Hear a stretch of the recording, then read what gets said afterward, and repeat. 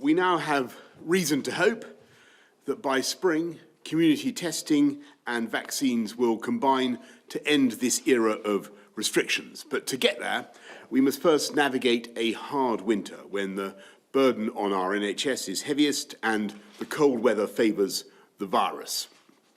The data already suggests that national measures in England have slowed and in some places reversed the growth of new cases.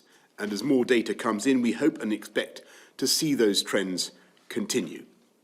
Together, we have prevented our NHS from being overwhelmed. But those dangers have not gone away.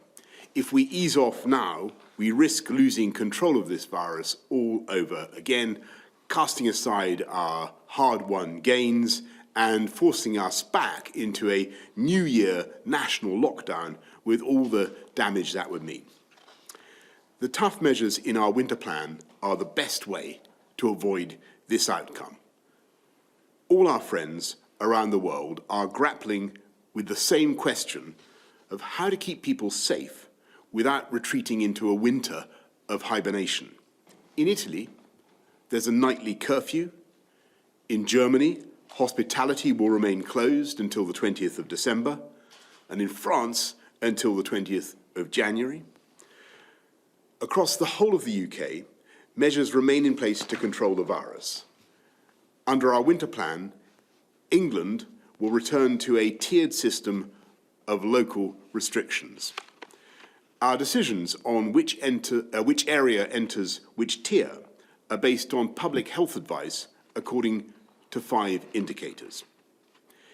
Cases across all ages, especially the over 60s, the rate by which cases are rising or falling, the percentage of those tested in a local population who have COVID, and the pressure on the NHS. We're publishing data packs setting out the reasons behind the decisions in each area.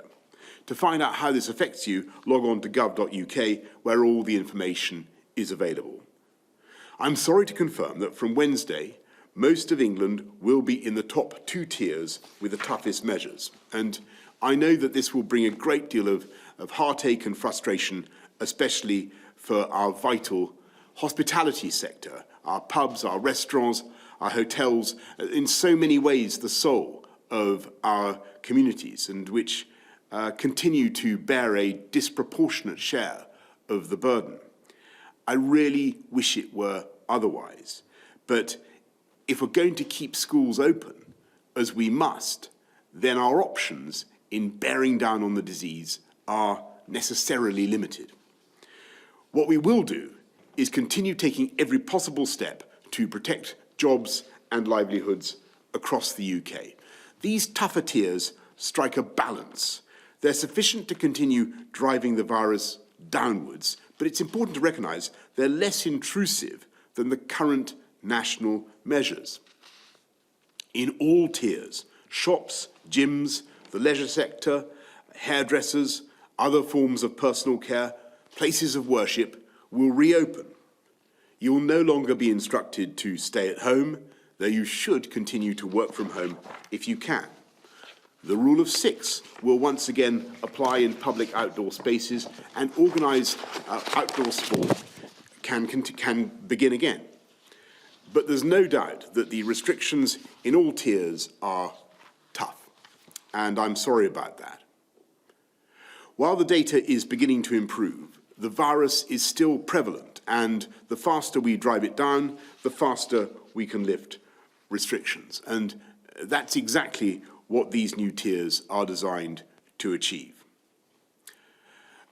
While the previous tiers slowed the spread of the virus, they were never quite enough to cut the reproduction rate of the disease, the R, down below 1 and keep it there.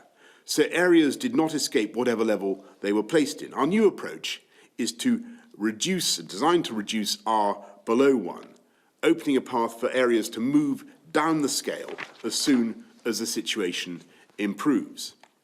And crucially, we now have the means to accelerate that moment of escape with rapid community testing, allowing anyone carrying the disease, including those without symptoms, to isolate and thereby reducing the R. And the truth is that at least 1 in 3 people with COVID have no symptoms at all and may be spreading the disease without even knowing that they've got it. The only way to identify them and protect everyone is through mass testing, and Liverpool shows what can be achieved. In Liverpool, in the space of 2.5 weeks, over 240,000 tests have been conducted. And together with the effect of the national restrictions, this has helped to reduce the number of cases in Liverpool city region by more than 2/3. So, having previously been in Tier 3, Liverpool city region and Warrington will now be in Tier 2. This is a success story which we want other parts of the country to replicate.